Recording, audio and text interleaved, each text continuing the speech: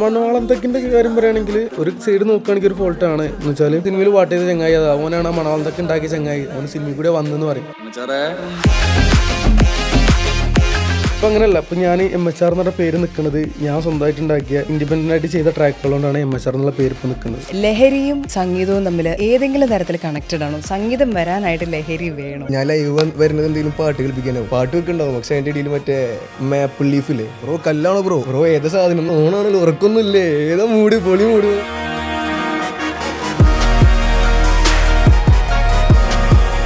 അവൻ്റെ ഒരു റാപ്പ്, അവൻ്റെ ഒരു ആർട്ട് വെച്ചാൽ അവരുടെ സ്വാതന്ത്ര്യം, അവർക്ക് ഇഷ്ടം അവർ ചെയ്യട്ടെ, എനിക്കിഷ്ടം ഞാൻ ചെയ്യും, അവർക്ക് ഇഷ്ടം ഞാൻ ചെയ്യും, അതിനുള്ള ഒരു ഫ്രീഡം ഉണ്ടല്ലോ ആർട്ടിന്. ഒരുപാട് ലിറിക്സ്, സെക്സിന്റെ ഒരു അതിപ്രസരവും വാക്കുകളും F വേർഡ്. ഈ ഹിപ്പ് ഹോപ്പിന്റെ മെയിൻ പരിപാടി എന്താ വെച്ചാൽ എല്ലാം തുറന്നു പറയാന്നുള്ളതാണ്. അത് കുട്ടികൾക്ക് വേണ്ടിയുള്ളതല്ല. ഹനുമാൻ കൈൻഡ് ഇന്ത്യയിൽ നിന്ന് തന്നെ ഇങ്ങനത്തെ ഒരു പരിപാടി വരും എന്നുള്ളത് എല്ലാവരും അറിഞ്ഞത് ഹനുമാൻ കൈൻഡ് വന്നതോടുകൂടിയാണ്. എന്നല്ല ആൾക്കാർ തിരിച്ചറിയാൻ വൈകി പോയതാ. റീമിക്സ് ഇറങ്ങിയത് ASAPROക്കിനായിട്ടോ. ASAPROക്ക് വെച്ചാൽ അങ്ങനത്തെ ഒരു മനുഷ്യനാണ്. ഇവിടെ ഇങ്ങനെ വെട്ടി തുറന്നിട്ടുന്നില്ലേ, അതൊക്കെ വേറെ തന്നെ കളിയാണ്. നമ്മുടെ മനസ്സിനുള്ളിലുള്ള സാധനങ്ങൾ പുറത്തു വരുന്നതാണല്ലേ. അല്ല, ഇവിടെ ഗാനമേളയും ഇതൊക്കെ അതൊക്കെ കേട്ടിട്ട് നമ്മൾ പെട്ടെന്ന് 4 കൊല്ലത്തിന്റെ ഉള്ളിൽ കുറച്ച് ചെക്കന്മാരൊന്ന് ഹിപ്പ് ഹോപ്പ് റാപ്പായിട്ട് വന്നിട്ട് ആൾക്കാരെ പറ്റിക്കുക, തേങ്ങ വാങ്ങാന്ന് പറഞ്ഞാൽ നടക്കുന്ന കാര്യമില്ല ഒന്നും. പലപ്പോഴും ഇപ്പൊ മൈനസ് ട്രാക്ക് പാടുന്നു, പക്ഷെ ഒരുപാട് പേരും അതിനെ വളരെ നെഗറ്റീവായിട്ട് എന്തിനാ അങ്ങനെ ചെയ്യണം, അപ്പൊ നമ്മളെ പറ്റിക്കുന്ന പോലെയല്ലേ. ഗ്ലോബലി എസ്റ്റാബ്ലിഷ്ഡ് ആയിട്ടുള്ള ആർട്ടിസ്റ്റുകൾ വരെ ഇതാണ് ചെയ്യുന്നത്, ബാക്കിംഗ് ട്രാക്ക് പാടിയിട്ട് പിന്നെ അവർ പാടുന്നില്ല, അവർ വെറുതെ ആഡ്ലിബ്സും പരിപാടിയൊക്കെ ഇട്ടുകൊടുക്കുള്ളൂ. മലപ്പുറത്ത് ഒരു മ്യൂസിക്കിൽ നിന്ന് വരിക എന്ന് പറയുമ്പോൾ, മ്യൂസിക് കൊണ്ട് ജീവിക്കാന്ന് പറയുമ്പോൾ ഭയങ്കര ഗതികേടുള്ള പരിപാടിയാണ്. ജോബൊക്കെ ഒഴിവാക്കിയിട്ടാണ് ഇതിൽ ഫുള്ളായിട്ട് ഇറങ്ങുന്നത്. സത്യം പറഞ്ഞാൽ മലപ്പുറത്തെ ഒരു ഉമ്മ ഇതൊക്കെ അറിഞ്ഞിട്ടും ഓനോട് ഒന്ന് ചീത്ത പറയാതിരിക്കുന്നത് തന്നെ വലിയ സംഭവം. ടെൻഷൻ ഇല്ലാത്തവർക്ക് റിസ്ക് എടുക്കാൻ എളുപ്പമാണെന്നുള്ളത്. ടെൻഷൻ ഉള്ളവരാണ് കൂടുതൽ റിസ്ക് എടുക്കുന്നത്. പോയാ പോയി വെച്ചിട്ട് വീണ പിന്നെയും തുടങ്ങിയ പോലെ.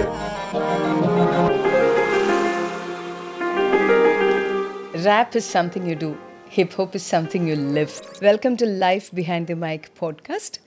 മറ്റൊരു എപ്പിസോഡിൽ നിന്ന് എൻ്റെ കൂടെ ഒരുപാട് സ്നേഹമുള്ള 2 പേരാണ് വന്നിരിക്കുന്നത്. അത് പറയാനൊരു റീസൺ ഉണ്ട്.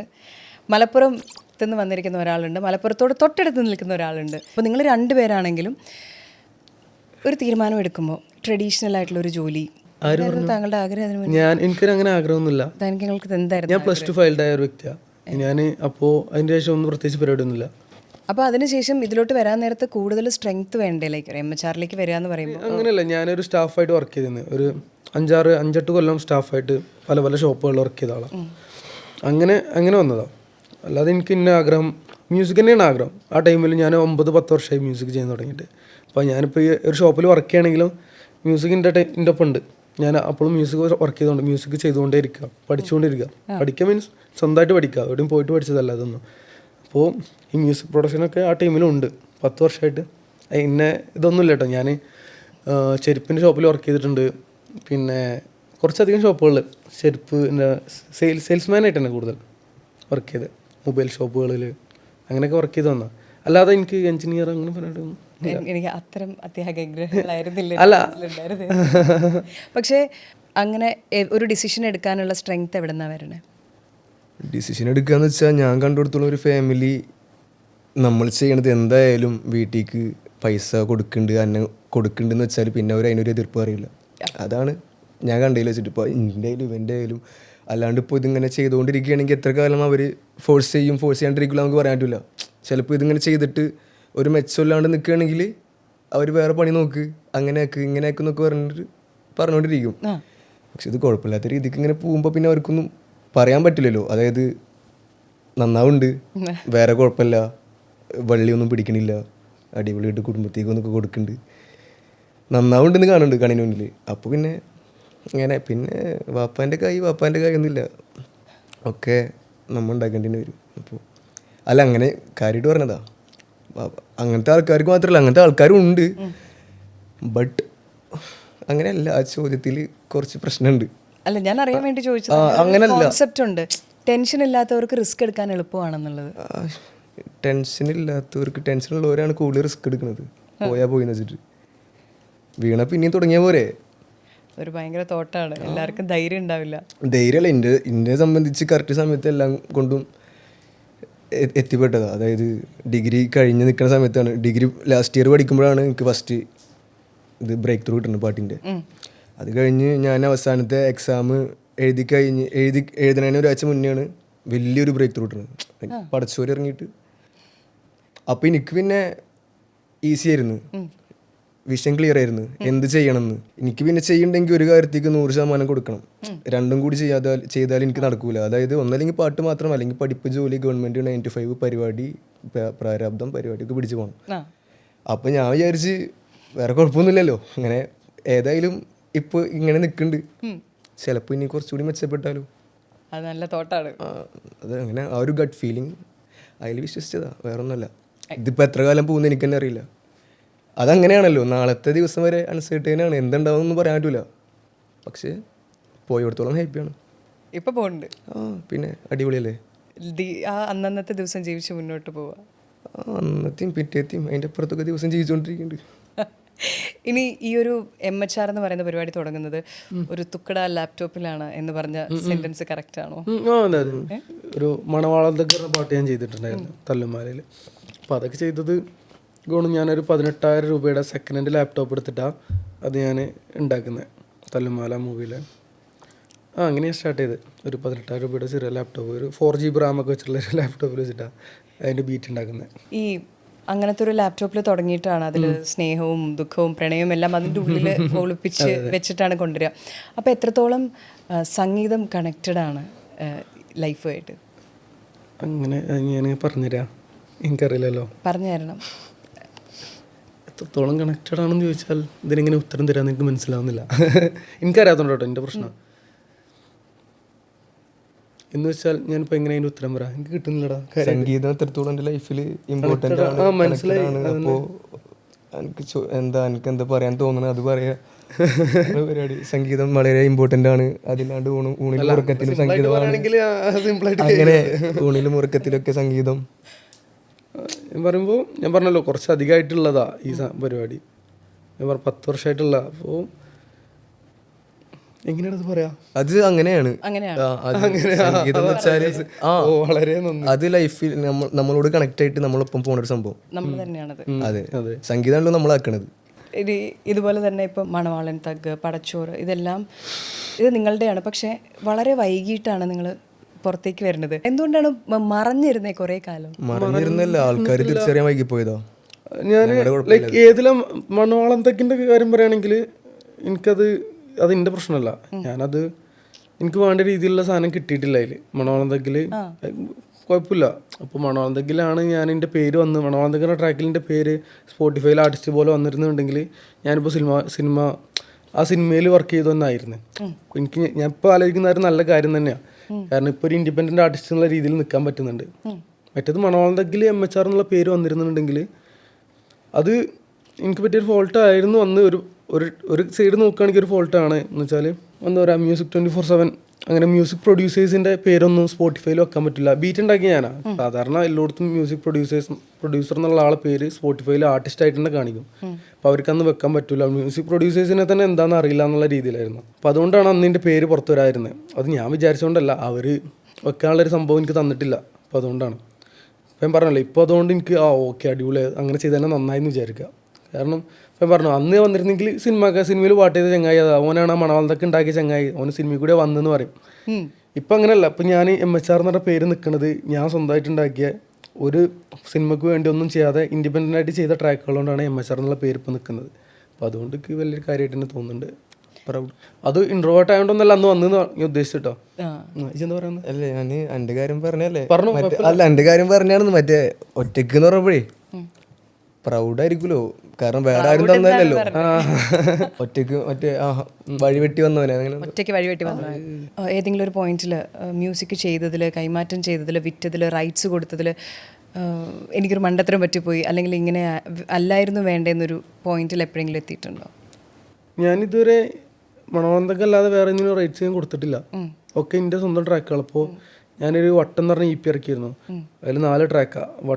4 വട്ടം, പടച്ചോര്, വേവൂല, നൈപ്പ്, 4 ട്രാക്കും ഹിറ്റാണ്. എനിക്ക് തോന്നുന്നു കേരളത്തിലെ ഒരു EP ഇറക്കിയിട്ട് എല്ലാം പടച്ചോര് 12 മില്യൺ, 4 വട്ടം 5 മില്യൺ, ബാക്കിയൊക്കെ മില്യൺ വ്യൂസ് ഉണ്ട്. അങ്ങനെ ആരിറക്കിയത് എൻ്റെ അറിവിൽ EP സിനിമയിലല്ല കേട്ടോ, ഇൻഡിപെൻഡൻറ്റ് EP ഇറക്കിയിൽ ഇങ്ങനെ ഉണ്ടോയെന്ന് എനിക്കറിയില്ല. അപ്പോൾ പിന്നെ വേറെ ഇത് ഞാൻ കൊടുത്തിട്ടില്ല. ഞാൻ ഈ പറഞ്ഞ മണവാളൻ തക്കിനുള്ളൂ. അത് മണ്ടത്തരം എന്ന് പറയാനില്ല. ആ ടൈമിൽ ഈ മണവാളൻ തക്കാണ് അത് എൻ്റെ ഒരാളുടെ ഡിസിഷൻ ആയിരുന്നില്ല. ഡബ്ജി ഉണ്ട്, SA ഉണ്ട് അതിൽ. അപ്പോൾ ഒരു മണ്ടത്തരായിട്ട് എനിക്കതൊന്നും തോന്നിയിട്ടില്ല. അത് പിന്നെ അങ്ങനെ പോട്ടെ എന്ന് വെച്ച ട്രാക്കാണ് മണവാളനൊക്കെ. വേറെ ഏത് ട്രാക്കും കൊടുക്കാത്തതുകൊണ്ട് പക്ഷേ ഓക്കെയാണ്. അതൊരു 1.5 ട്രാക്കായിരുന്നു. ആണ്. കാരണം അതുകൊണ്ടായിരിക്കും ചിലപ്പം ഇൻഡിപെൻഡൻസ് സീനിൽ മൊത്തത്തിൽ റാപ്പ് സീനിൽ ഒരു മാറ്റം വന്നിട്ടുണ്ട്. അതുകൊണ്ട് കേട്ടോ മണവാളത്തിൽ. അതുകൊണ്ട് നമുക്ക് ആ ഒരു സൈഡ് നോക്കുകയാണെങ്കിൽ അത് ഓക്കെയാണ്. അതങ്ങനെ പോയത് ഓക്കെയാണ്. കാരണം അതിപ്പോൾ 100 മില്യൺ ആയി ആ ട്രാക്ക്. അത് മൊത്തത്തിൽ ഇവിടുത്തെ ഹിപ്പ് ഹോപ്പ് സീനിൽ വലിയൊരു മാറ്റം ഉണ്ടാക്കിയിട്ടുണ്ട് ആ ഒരു ട്രാക്ക്. അപ്പോൾ അതൊരു നല്ലൊരു സാധനം തന്നെ ആയിരുന്നു.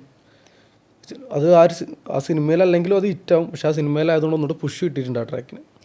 അതുപോലെ ഇപ്പം ഈ ഒരു സീനിലേക്ക് നമ്മൾ വന്നു കഴിയുമ്പോൾ ഇപ്പോൾ ഹനുമാൻ കൈൻഡ്, അപ്പം ഇന്ത്യയിൽ നിന്ന് തന്നെ ഇങ്ങനത്തെ ഒരു പരിപാടി വരും എന്നുള്ളത് എല്ലാവരും അറിഞ്ഞത് ഹനുമാൻ കൈൻഡ് വന്നതോടുകൂടിയാണ്. അപ്പം ഹനുമാൻ കൈൻഡ് ഒരു തരത്തിൽ വല്ലാത്തൊരു ഹെൽപ്പായി എന്നൊരു തോന്നൽ. ഹെൽപ്ഫുൾ ഗ്ലോബലി റീച്ച് ആയല്ലോ ഇപ്പോൾ. അപ്പോൾ ഒബ്വിയസ്ലി അത് ഹെൽപ്ഫുൾ ആണല്ലോ. എന്നുവെച്ചാൽ പുറത്തുള്ള ഇന്റർനാഷണലിൽ നിന്ന് ഒരു നോക്കിക്കാണലുണ്ടാവും ഇവിടേക്ക്. കേരളത്തിക്ക് വേറെ ആർട്ടിസ്റ്റുകൾ നോക്കിക്കാണും. ഇന്ത്യയോട് തന്നെ ഒരു വേറൊരു മെന്റാലിറ്റി ആണ് അത്. ആ പാട്ടിന്റെ കമന്റ്സ് പോലും തന്നെ കാണാം. എന്ത് കണ്ടാലും നെഗറ്റീവ് പറയാൻ ആൾക്കാരാണ്. പക്ഷെ വഴി ഇങ്ങനെ വെട്ടി തുറന്നിട്ടുന്നില്ലേ. അതായത് ഇപ്പോൾ റീമിക്സ് ഇറങ്ങിയത് എസ് എ പ്രോക്കിനെ കേട്ടോ. എസ് എ പ്രോക്ക് എന്ന് വെച്ചാൽ അങ്ങനത്തെ ഒരു മനുഷ്യനാണ്. അപ്പോൾ അവരുടെ ഒപ്പം ഹനുമാൻ കൈൻഡ് അതൊക്കെ വേറെ തന്നെ കളിയാണ്.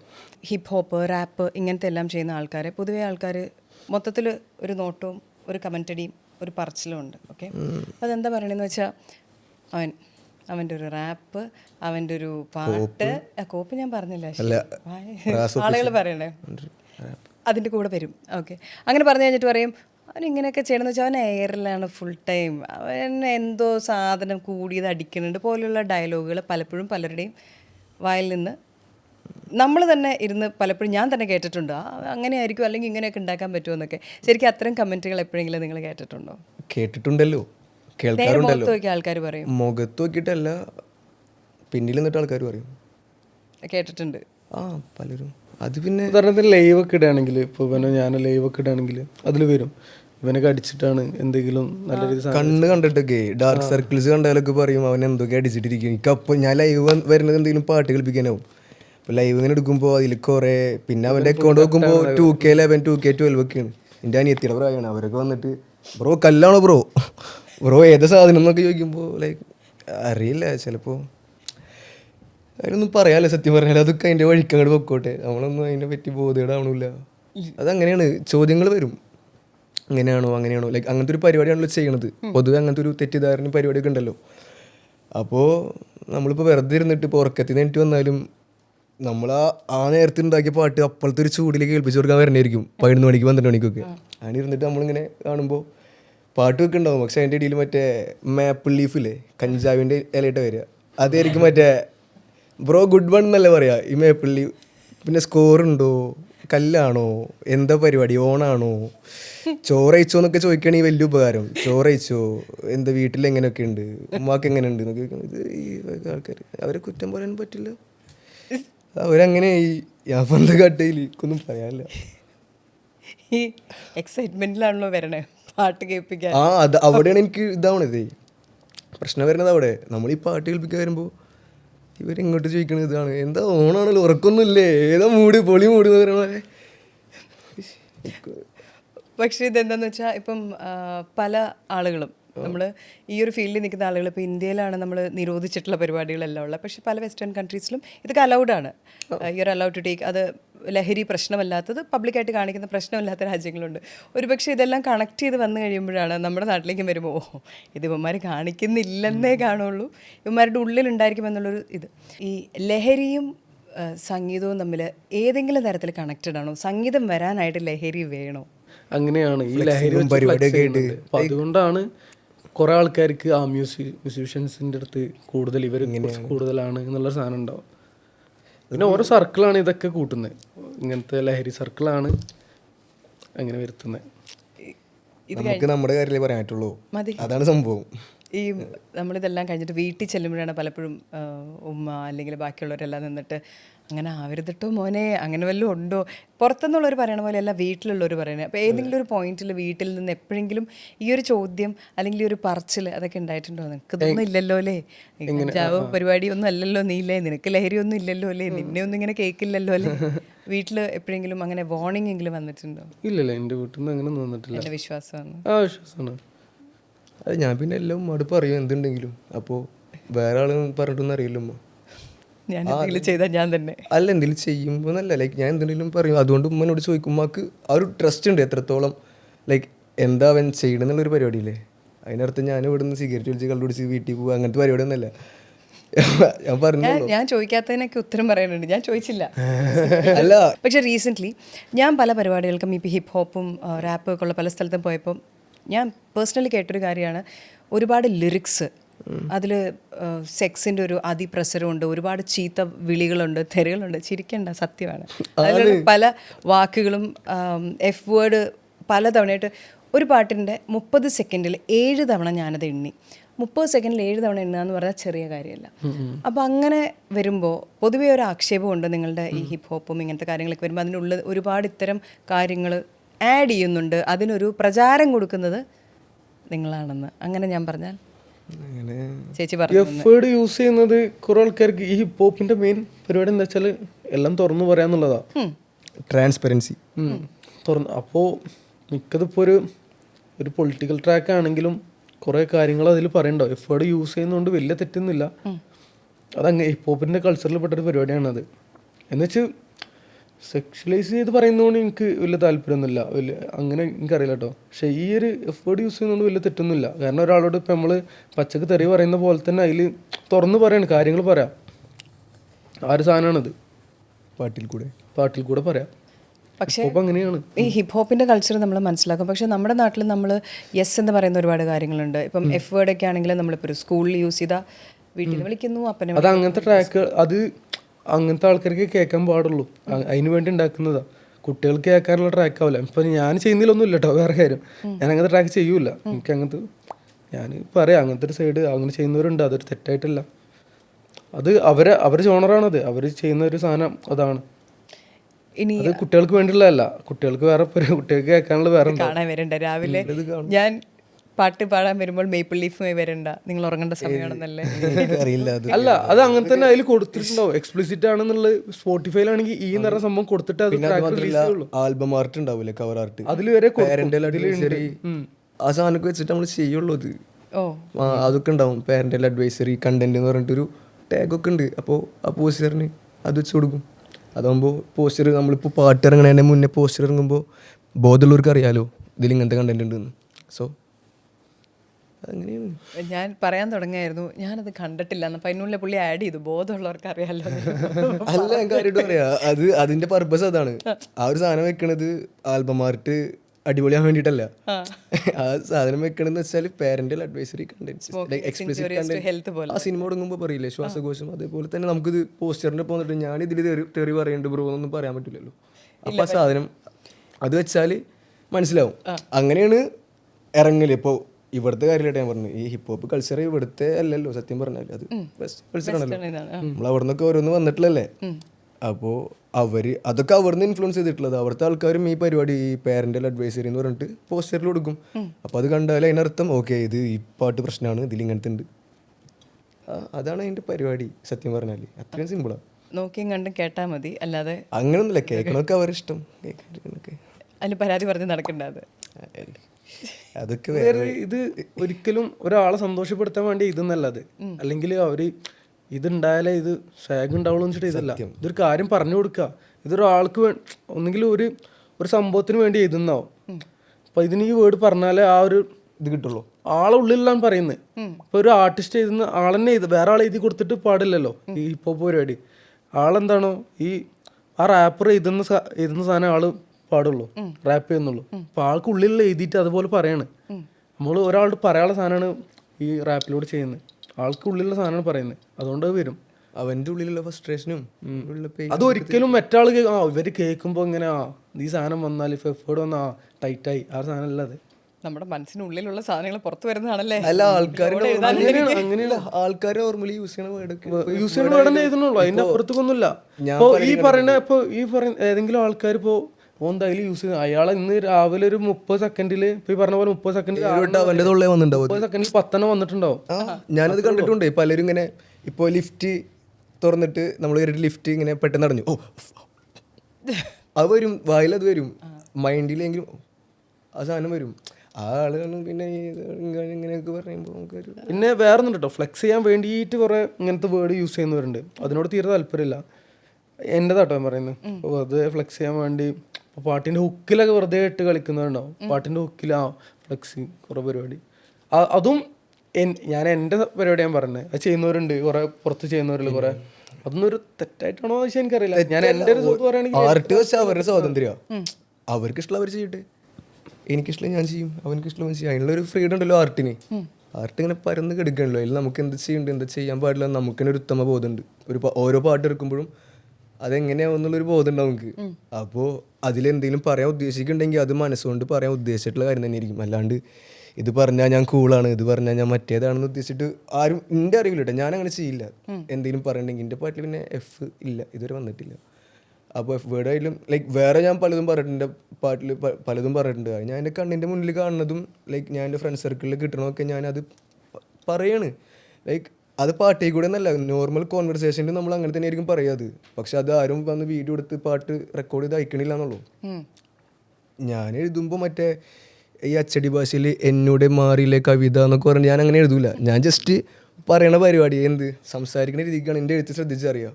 ലൈക്ക് ഞാൻ അങ്ങനെ എഴുതുള്ളൂ. ഞാൻ ഇപ്പോൾ പേടിയാണ്. ഞാൻ എനിക്ക് ചോദിക്കണം എന്ന് ആഗ്രഹമുണ്ട്. ഇപ്പൊ ഒരു 2 വരി എഴുതാവോ പാടാവോ എന്ന് ചോദിക്കണമെന്നുണ്ട്. പക്ഷെ നേരത്തെ പറഞ്ഞ സെന്റൻസിൽ നിന്നുള്ള ബോധത്തിന്റെ പക്ഷെ ഞാൻ ചോദിക്കുന്നുണ്ട്, ഇപ്പം ഗസല് മാപ്പിളപ്പാട്ട് ഇതിനൊക്കെ എനിക്ക് തോന്നുന്നു മലപ്പുറത്തിനെ തോപ്പിക്കാനായിട്ട് ആർക്കും പറ്റത്തില്ല എന്നുള്ള പോലെ ഒരു സമയം ഉണ്ടായിരുന്നു. ഇപ്പം ഇതെല്ലാം വിട്ടിട്ട് 30-ന് താഴെയുള്ള നിങ്ങൾ പയ്യന്മാരവിടെ ഭയങ്കര ക്രിസ്പായിട്ടുള്ള ഫാസ്റ്റായിട്ടുള്ള നമ്പേഴ്സ് ഹിപ്പ് ഹോപ്പ് ഒക്കെ അവിടേക്ക് കൊണ്ടുവന്നിരിക്കുകയാണ്. അത് മലപ്പുറത്തോട്ട് എന്നല്ല, കേരളത്തിലോട്ട് എത്തി. അതങ്ങനെ മലപ്പുറത്ത് എത്തിയെന്നുള്ളൂ. പണ്ട് മുതലേ ഇവിടെ കുറേ ആൾക്കാരുണ്ടല്ലോ. ഇപ്പോൾ സ്ട്രീറ്റ് അക്കാദമിക്സ് ആണെങ്കിലും അവരൊക്കെ തുടങ്ങി വെച്ച കുറേ പരിപാടികളാണ് ഹിപ്പ് ഹോപ്പ്. ഇവിടെ ഈ മലപ്പുറത്ത് നിന്ന് പ്രത്യേകിച്ച് പറയേണ്ട ആവശ്യം എനിക്ക് തോന്നുന്നില്ല. എല്ലായിടത്തും ഉണ്ട്, കേരളം മൊത്തത്തിലുണ്ട് ഹിപ്പ് ഹോപ്പ്. പക്ഷെ വളരെ പോപ്പുലർ ആയിട്ട് നമ്മളിപ്പോൾ നിങ്ങളുടെ അതൊന്നാമത് അങ്ങനെ വരാൻ കാരണം ഇപ്പോൾ ഡാബ്ജി ഇറക്കുന്നതായാലും അല്ലെങ്കിൽ ഞാൻ ഇറക്കുന്നതായാലും ഒന്നാമത് എൻ്റെത് ഒരു പ്യൂർ ഹിപ്പ് ഹോപ്പ് ട്രാക്കുകളായിരിക്കില്ല കേട്ടോ. ഞാൻ റാപ്പറല്ല, ഞാൻ സിംഗറാണ്. പ്ലസ് പിന്നെ മെയിനായിട്ട് മ്യൂസിക് പ്രൊഡക്ഷനാണ് ഞാൻ ചെയ്യുന്നത്. മ്യൂസിക് പ്രൊഡ്യൂസറാണ്. പിന്നെ ചെറുതായിട്ട് പാടും, അത്രേ ഉള്ളൂ. അപ്പോൾ പിന്നെ ഹിപ്പ് ഹോപ്പ് ബീറ്റുകളാണ് ഞാൻ കൂടുതൽ ചെയ്യാറ്. ഹിപ്പ് ഹോപ്പ് ബീറ്റുകൾ ചെയ്യാറുണ്ട്.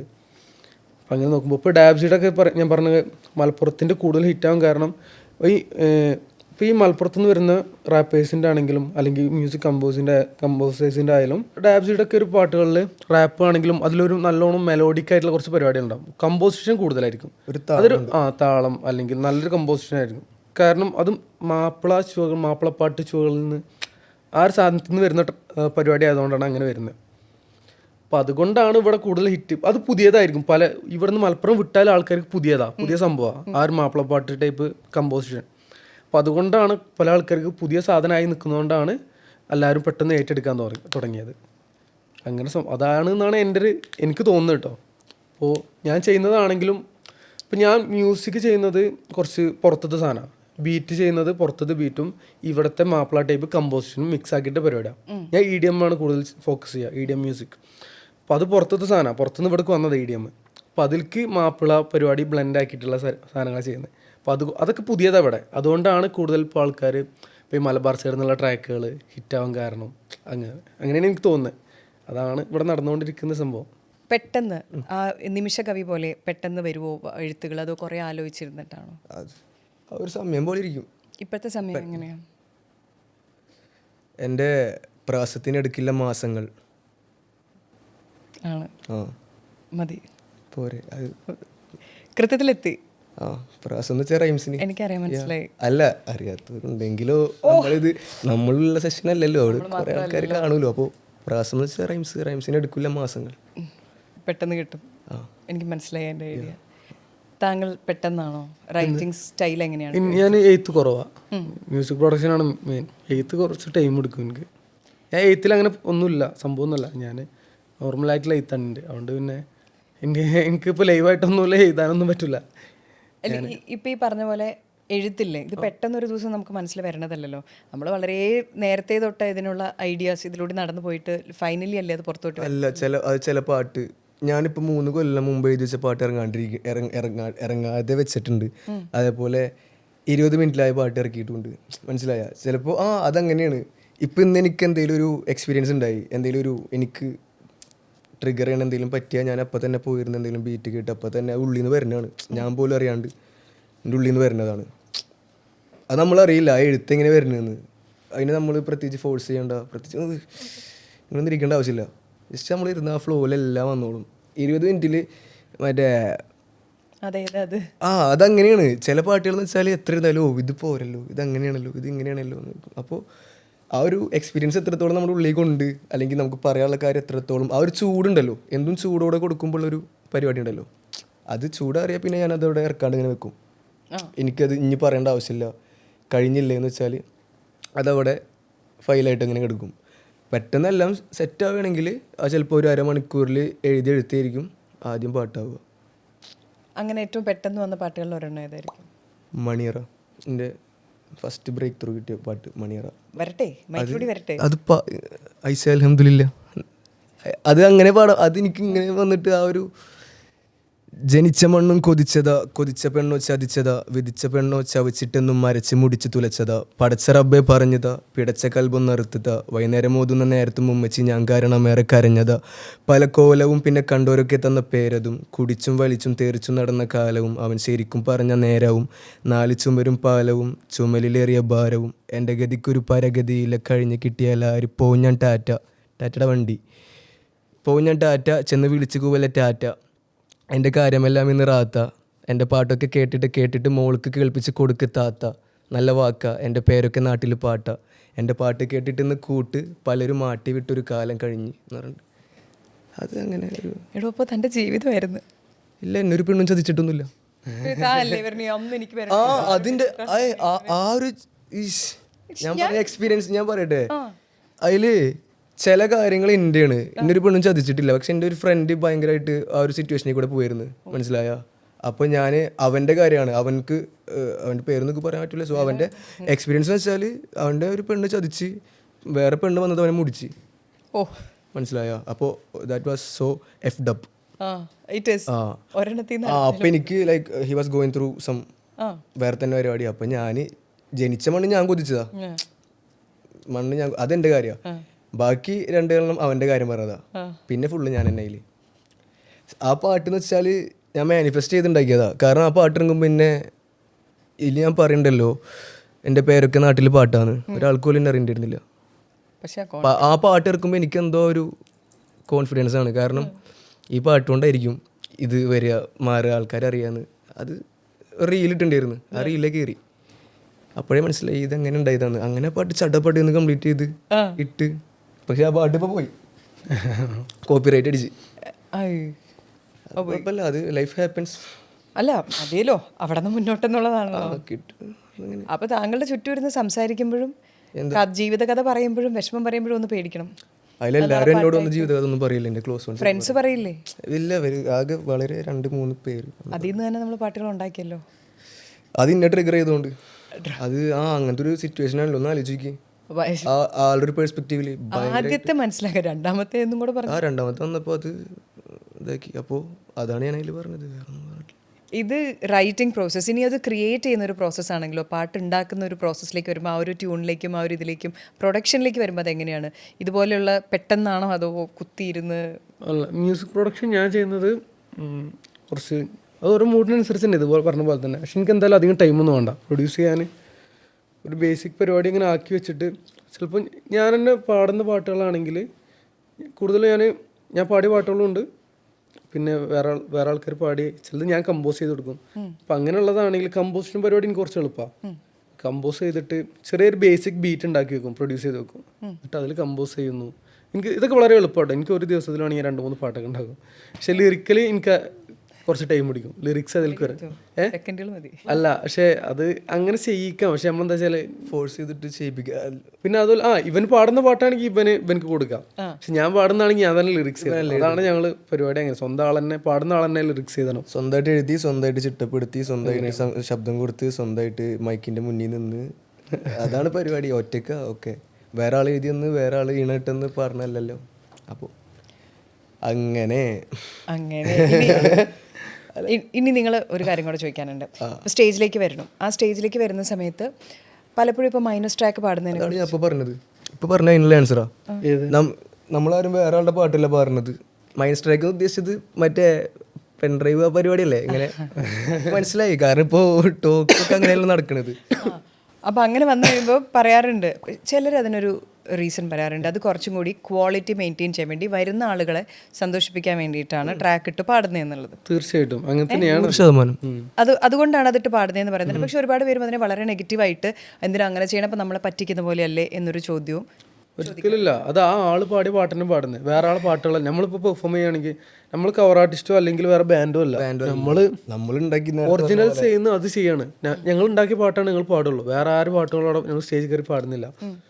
ഇപ്പോൾ ഉദാഹരണത്തിന് ഇപ്പോൾ അങ്ങനെ ചെയ്യുന്ന എന്തിനാ വെച്ചാൽ ഒന്ന് ടൈറ്റ് ആവണമെന്നുണ്ടെങ്കിൽ ഒന്നെങ്കിൽ ബാക്കിങ്ങിൽ കുറച്ച് വോക്കൽ വേണം. നമ്മൾ റെക്കോർഡ് ചെയ്ത് കുറച്ച് വോക്കൽ വേണം. അതിൻ്റെ മുകളിലൂടെയാണ് പാടുക. അല്ലാതെ പാടുകയാണെങ്കിൽ നമുക്ക് അതിൻ്റെ സ്ലോ പാട്ട് പാടിയാൽ മതി, ഗിറ്റാറൊക്കെ വെച്ചിട്ട് കിന്നാരം മിന്നാരം എന്ന് പറഞ്ഞ് പോയാൽ മതി. പക്ഷേ ഇതങ്ങനല്ലല്ലോ. ഇത് ഭയങ്കര എനർജി വേണം, ഭയങ്കരമായിട്ട് ഇത് വേണം. അപ്പോൾ ചെയ്യണ ഇതിപ്പോൾ നമ്മൾ പുറത്ത് നോക്കുകയാണെങ്കിൽ അവിടുത്തെ കൺസേർട്ട് പോയി നോക്കുകയാണെങ്കിൽ ലൈക്ക് ഞാൻ പറഞ്ഞ ഹിപ്പ് ഹോപ്പ് പരിപാടി കേട്ടോ, ഏറ്റവും വലിയ ഹിപ്പ് ഹോപ്പ് പരിപാടി ഞാൻ റോളിംഗ് ലൗഡ് ഒരു പരിപാടി ഉണ്ട് ഇപ്പോൾ ഹൈമാങ്കൈൻ്റെ ഇപ്പോൾ തായ്ലാൻഡിലൊക്കെ പോയിട്ട്. അപ്പോൾ അവിടെ നമ്മൾ അതിൻ്റെ പരിപാടി കണ്ടിട്ടുണ്ടെങ്കിൽ അവിടുത്തെ ഗ്ലോബലി എസ്റ്റാബ്ലിഷ്ഡ് ആയിട്ടുള്ള ആർട്ടിസ്റ്റുകൾ വരെ ഇതാണ് ചെയ്യണത്. ബാക്കിങ് ട്രാക്ക് പാടിയിട്ട് പിന്നെ അവർ പാടുന്നില്ല, അവർ വെറുതെ ആഡ് ലിപ്സും പരിപാടിയൊക്കെ ഇട്ട് കൊടുക്കുള്ളൂ. നമ്മൾ അങ്ങനെയല്ല ചെയ്യണത്. നമ്മൾ ബാക്കിംഗ് ഉള്ളതെന്ന് വെച്ചാൽ നമുക്കൊരു സ്ട്രെങ്ത്തിന് വേണ്ടിയിട്ടാണ്. ലൈക്ക് നമ്മുടെ ഇല്ലാത്തവരുണ്ട് കേട്ടോ ഇവിടെ, ചെയ്യാത്തവരെന്ന് വെച്ചാൽ തീരെ ഇടാതെ പെർഫോം ചെയ്യുന്നവരുണ്ട്. അത് ഓരോരുത്തർ കംഫർട്ട് അനുസരിച്ചിട്ടാണ്. പിന്നെ നമുക്ക് ചാടേണ്ടി വരും, അത് നമുക്ക് വയ്ക്കൂല. അതില്ലാതെ ഞാൻ പറയട്ടെ, ഇപ്പോൾ ഇവർ പറ്റിക്കാന്ന് പറഞ്ഞു, അപ്പോൾ ഇതില്ലാതെ ഓഡിയൻസിൻ്റെ മുമ്പിൽ നമ്മൾ പെർഫോം ചെയ്യണം. ഇതൊന്നും ഇല്ലാതെ ഇവരുടെ ചാടി വരുമ്പോൾ ഇങ്ങനെ ഇങ്ങനെ ഇങ്ങനെ വിക്കായിട്ട് സൗണ്ട് കേൾക്കുള്ളൂ, ഒന്നും പറ്റൂല. അതങ്ങനെയാണ് അതിൻ്റെ സാധനം. നമുക്ക് സൂപ്പർ പവർ ഒന്നും ഇല്ലല്ലോ, ഉള്ള തെറ്റിൽ പാകണ്ടുള്ളൂ. മൈക്ക് വിളിച്ചിട്ട് ചാടുമ്പോൾ വേരിയേഷൻ മാറില്ല നമുക്ക് പാടുന്നത്. നമ്മൾ പാട്ട് അങ്ങനത്തെ പാട്ടാണല്ലോ, മനസ്സിലായി. അപ്പോൾ നമ്മൾ പാടുണ്ടെങ്കിൽ കൂടി ഇപ്പോൾ ഞങ്ങളൊരു പരിപാടി നോക്കുകയാണെങ്കിൽ ബാക്കിംഗ് ഉണ്ടെങ്കിലും അവിടെ മൈക്കിൻ്റെ മോണിറ്ററിൽ നോക്കിയാൽ മൈക്കിൽ ഞങ്ങൾ പാടുന്നുണ്ട്, അതിൻ്റെ മാപ്പ്. പിന്നെ അങ്ങനെയല്ല, ഇതെങ്ങനെ വെച്ചാൽ നമ്മൾ കോറസ് ഭാഗം വരും, വേഴ്സിൻ്റെ ഭാഗം വരും. കോറസിലായിരിക്കും കൂടുതലും ഇങ്ങനെ ഓക്കില്ല, കോറസ് പ്ലസ് ഇട്ട് ഉണ്ടാവുക. ബാക്കിയുള്ളിടത്ത് സൗണ്ട് വളരെ ഇവരെ മെയിൻ വോക്കൽ തന്നെയാണ് വേഴ്സിൽ പോവുക. മറ്റോടത്ത് ടൈറ്റ് ആവാൻ വേണ്ടി കോറസ് എപ്പോഴും ടൈറ്റായി നിൽക്കണം. അതായിരിക്കും ക്രൗഡിനൊന്നുകൂടെ ക്യാച്ച് ആയിട്ട് കേൾക്കേണ്ടി വരിക. ബാക്കിയുള്ളതാണ് വേഴ്സിലാണ് ചിലവർ വണ്ടിയിൽ ഞാൻ ചെയ്യുന്ന മെത്തേഡ് അങ്ങനെ. അതായത് കോറസിൽ അതേ സംഭവം കൊടുക്കും, എങ്ങനെ MP3 നമ്മൾ അപ്ലോഡ് ചെയ്ത് അതേ സാധനം കൊടുക്കും. വേഴ്സ് വരുമല്ലോ, അവിടെ നമ്മൾ കുറച്ച് ശബ്ദം കുറക്കും. മറ്റേ DB അത് കുറക്കും. DB കുറച്ചാൽ എന്തുണ്ടാവുക, നമ്മൾ പാടുന്നത് കുറച്ചുകൂടി അവർക്ക് കേൾക്കാൻ പറ്റും. ഇതിനെ കോറസിൽ ഓരോ ട്രാക്ക് ഓരോ പോലെ ഉണ്ട്. ചിലതിൽ തീരെ നമ്മൾ തീരെ ഇതുണ്ടാവില്ല, ട്രാക്ക് ഉണ്ടാവില്ല. നമ്മൾ ഫുൾ പരിപാടി നമ്മളെ വോക്കൽ തന്നെ ആയിരിക്കും. ചിലതില് അത് എല്ലാവരും റഹ്മാന്റെ കോൺസേർട്ട് വരെ എങ്ങനെയാ ഇവിടെ ഗാനമേളയും അതൊക്കെ കേട്ടിട്ട് നമ്മൾ പെട്ടെന്ന് 4 കൊല്ലത്തിന്റെ ഉള്ളിൽ കുറച്ച് ചെക്കന്മാരൊന്ന് ഹിപ്പ് ഹോപ്പ് റാപ്പായിട്ട് വന്നിട്ട് ആൾക്കാരെ പറ്റിക്കുക, തേങ്ങ മാങ്ങാന്ന് പറഞ്ഞാൽ നടക്കണ കാര്യമില്ല അതൊന്നും. ഈ പറഞ്ഞല്ലോ, ഈ കുറച്ച് കാലമായിട്ടുള്ളൂ ഇതിൻ്റെ ഒരു അതിപ്രസരത്തിലേക്കും ആളുകൾ ഇത്ര റെക്കഗ്നൈസ് ചെയ്ത് തുടങ്ങിയിട്ടുള്ളൂ. പക്ഷെ അതിന് മുന്നേ ഉള്ളൊരു കാലം ഉണ്ടായിരുന്നു. ഇപ്പം നേരത്തെ പറഞ്ഞു അമ്മയോട് എല്ലാ കാര്യങ്ങളും പറയുന്നതിൻ്റെ ഒക്കെ. പുറത്തുനിന്ന് ഇപ്പം ഒരാൾ നോക്കിയാൽ അവൻ സ്റ്റേജിൽ കയറി പാടണു, അവന് ഭയങ്കര പോപ്പുലറാണ് എന്നുള്ളൊരു ആംഗിൾ മാത്രമേ നമ്മൾ കാണുള്ളൂ. രണ്ടും കയറുന്നു, എന്താ വീണ്ടും വീണ്ടും കോൺസേർട്ട്സ്, പൈസ ഉണ്ടാക്കണം. പക്ഷെ ശരിക്കും ഇതിലോട്ട് എത്താനായിട്ടൊരു സ്ട്രഗ്ലിംഗ് പീരീഡിലൂടെ നിങ്ങൾ രണ്ടുപേരും കടന്നു പോയിട്ടില്ലേ? നന്നായിട്ട്. സത്യം പറഞ്ഞാൽ കഷ്ടപ്പാട് വെച്ച് നമ്മളിങ്ങനെ കുറേ കഷ്ടപ്പെട്ട് പാട്ടിറക്കുമ്പോൾ അത് വേണ്ട രീതിക്ക് ആൾക്കാർ കേൾക്കണില്ലല്ലോ എന്നുള്ള ആ ഒരു സ്ട്രഗിളൊക്കെ ഉണ്ടാവില്ലേ, ആ ഒരു സ്ട്രഗിൾ മനസ്സിലായ മെന്റലിയുള്ള സ്ട്രഗിൾ. റെക്കഗ്നിഷൻ അത്രയും വരണില്ല വിചാരിച്ചത്ര. ഞാനിത് പാഷനായിട്ടെന്ന് മാത്രമല്ല, ഞാൻ ഭയങ്കരമായിട്ട് ഫെയിമൊക്കെ ഇപ്പോഴും ആഗ്രഹിച്ചിരിക്കണം. ലൈക്ക് 4 ആളെ അറിയണം എന്നുള്ളൊരു അതാണ് എൻ്റെ ഒരു പരിപാടി. പക്ഷെ ഇപ്പോൾ കുറച്ചൊക്കെ കുറഞ്ഞ് ഇതേപോലെ അതിനെക്കാട്ടും വേറെ നല്ല രസമുള്ള പരിപാടി ഉണ്ട്.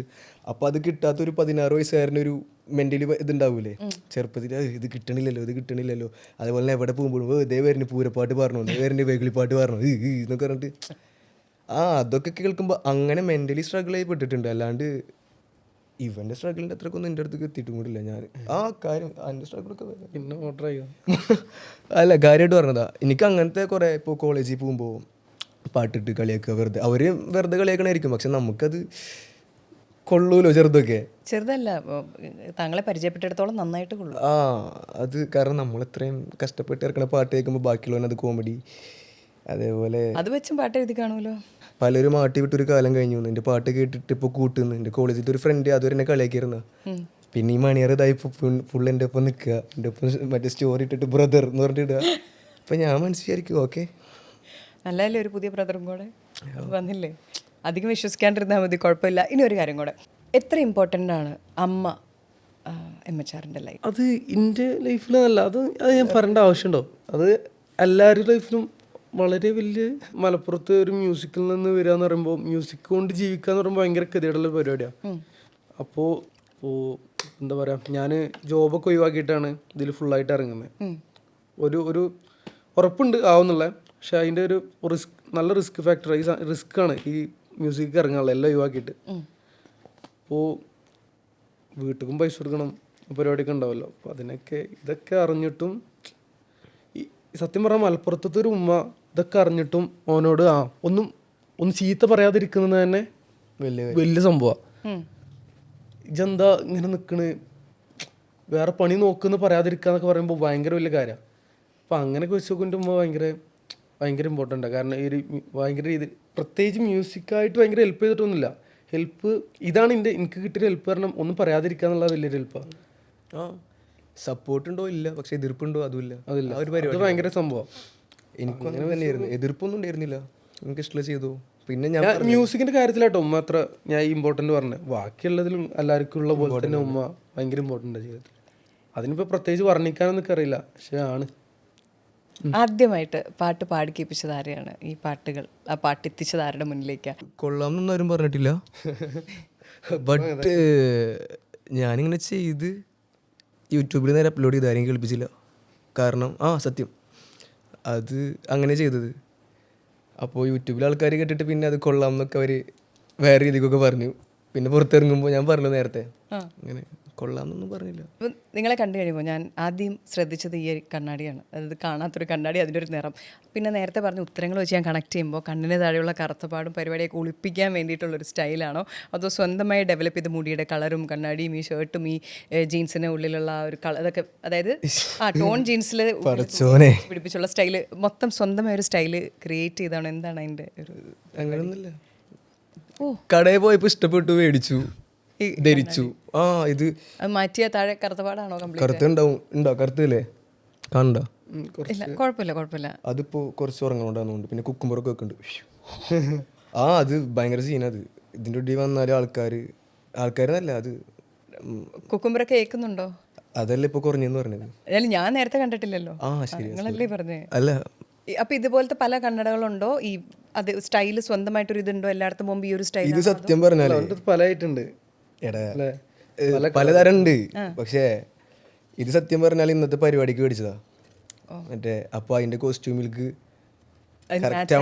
മഞ്ഞും പാന്റ് മഞ്ഞ, ഷർട്ട് മഞ്ഞ, യോഗത്തിന് പോകും, തൊപ്പി ഉണ്ടോ മഞ്ഞ, എല്ലാം ഉണ്ട്. മഞ്ഞൊന്നല്ല, ഇവൻ വെറുതെ ഓരോന്ന് കിടന്ന് ഇങ്ങനെ പറഞ്ഞത്. ഇത് പച്ച പരിഷ്കാരിയാ, മഞ്ഞ പരിഷ്കാരി തിരുമാലി. അല്ല, അപ്പൊ പുള്ളി എങ്ങനെയാണോ എല്ലാ സ്ഥലത്തും ചെന്ന സ്റ്റൈൽ സ്വന്തമായിട്ടുള്ള? ഇവനൊക്കെ നല്ല ലൂക്കാണ്, അല്ലല്ല സ്റ്റൈലില് അടിപൊളിയാ. ഇങ്ങനെ വൃത്തിയായിട്ട് സ്റ്റൈൽ ചെയ്യുന്ന അവനുള്ളൂ. ആ മുഖത്തുണ്ടാവുണ്ട്. അത് പക്ഷെ ഒളിച്ചു വെച്ച് പുള്ളി പറയണ കണ്ടില്ലേ, നല്ല നീറ്റായിട്ട്. ഈ അടുത്ത് മുടി ഒന്ന് വൈറ്റ് ആക്കിയെന്ന്. വൈറ്റ് അടിപൊളിയായിരുന്നു. അവൻ്റെ അതേമാതിരി വേറെ ആരും ചെയ്തിട്ടില്ല അങ്ങനെ ഒന്നാണ് അവൻ പറയണത്. അടിപൊളിയായിരുന്നു. മതിയെന്നല്ലേ? അല്ല മതിയെന്നല്ല, അത് എനിക്കറിയാം അതിൻ്റെ ഉള്ളിലത്തെ നെയ്യത്ത് എന്താണെന്നറിയാം. ഈ പറയണേ എൻ്റെ അടിപൊളിയാണ്. ഇപ്പം 30-ന് താഴെയുള്ള തീപ്പൊരി പയ്യന്മാർ, അങ്ങനെയാണ് മലപ്പുറത്തിലെ നിങ്ങളുടെ ഈ ഒരു ഹിപ്പ് ഹോപ്പിനെ കുറിച്ചൊക്കെ ഞങ്ങളെല്ലാം പറയാം. അതുകൊണ്ട് തന്നെ നിങ്ങളോടാണ് എനിക്കിത് ചോദിക്കാനായിട്ട് ഏറ്റവും എളുപ്പവും. പലപ്പോഴും പൊളിറ്റീഷ്യൻസ് വഴിയാണെങ്കിലും സോഷ്യൽ മീഡിയ വഴിയാണെങ്കിലും പാട്ടുകൾ വഴിയാണെങ്കിലും തെറ്റായ പല കാര്യങ്ങളും മലപ്പുറത്തെക്കുറിച്ച് പറയാറുണ്ട്. ഇപ്പം കേരള സ്റ്റോറിയൊക്കെ നമ്മൾ കാണുന്ന സമയത്ത് വളരെ തെറ്റായ രീതിയിൽ ആ ഒരു ഏരിയയെ കംപ്ലീറ്റ് ആയിട്ട് വ്യാഖ്യാനിച്ചതായിട്ട് നമുക്കത് കാണുമ്പം ആളുകൾ പറയാറുണ്ട്. അപ്പം മലപ്പുറത്തെ ചെക്കന്മാരെന്ന നിലയിൽ അതിനെക്കുറിച്ച് ആലോചിക്കുമ്പോൾ ഇത്തരം പോർട്രയൽസ് കാണുമ്പോൾ നിങ്ങളുടെ ചോര തിളയ്ക്കാറുണ്ടോ? What you feel? അങ്ങനെ ഉണ്ടോയെന്ന് ചോദിച്ചാൽ ചെറിയ രീതിക്കൊക്കെ ഉണ്ടാവും, പക്ഷെ അത് പുറത്ത് കാണിക്കേണ്ട ഒരു ആവശ്യം ഉണ്ടാവില്ല. ഇത് ഒന്നാമത് ഇത് പലർക്കും അറിയാം ഇത് അങ്ങനെയല്ല എന്നുള്ളത്. കേരളത്തിൽ എല്ലാവർക്കും അറിയാം. പുറത്തത്തെ ആൾക്കാർക്കാണ് കുറച്ചും കൂടെ കേരളം വിട്ടാലാണ് ഇതിങ്ങനെയാണോ, ഇപ്പോൾ ഈ പറഞ്ഞ കേരള സ്റ്റോറീസ് ഇതൊക്കെ ഒരു വേറെ രീതിക്കാണ് അത് ചിത്രീകരിച്ചത്. അപ്പോൾ അതൊക്കെ പുറത്തത്തെ ആൾക്കാർക്കായിരിക്കും കുറച്ചും കൂടെ. അപ്പോൾ അത് നമുക്ക് പറയാൻ പറ്റുന്ന രീതിയിൽ ഇപ്പോൾ മൂസിൻ പെരിയാറൊക്കെ കുറേ സിനിമയിലൂടെ അത് പറഞ്ഞിട്ടുണ്ട് എങ്ങനെ എന്താണ് മലപ്പുറം എന്നുള്ളത്. അപ്പോൾ അങ്ങനെ മെല്ലെ മെല്ലെ നമുക്ക് കാണിക്കാൻ പറ്റുന്ന രീതിയിൽ കാണിക്കുക എന്നുള്ളതാണ്.